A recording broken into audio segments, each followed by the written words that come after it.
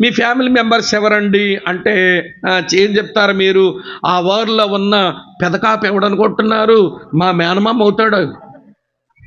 ఈ ఊర్లో ఉన్న చిన్న కాపు ఏమవుతారు అనుకుంటున్నారు? మాకు మీ పెదనాన్న అవుతాడు.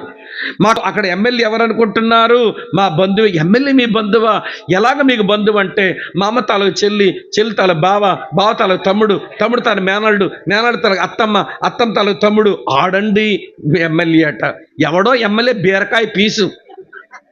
వాళ్ళ సంగతులు చెప్పుకొని ఎంత గర్వంగా చెప్పుకుంటామే. మీ వీధుల్లోనే తాగేసి కాలువలో పడుంటాడు మీ చిన్నాన్న. మా ఫ్యామిలీ గురించి ఏమడుగుతారండి? అంత మంచోళ్ళు లేరండి. మా వీధిలో కాలువలో తాగేసి సాయంత్రం పడిపోయి ఉంటాడే పందిలాగా, పీతుల్లో దొరులుతుంటాడు, ఆడ మా చిన్నాన్నండి, వాళ్ళ అన్నయ్య కొడుకునే నేను అని ఎప్పుడని చెప్తావు నువ్వు? నీకు అహంకారం కావాలి. నీ మాటలు అహంకారమైన మాటలు. దీనత్వం ఉండి ఏడిస్తే కదా.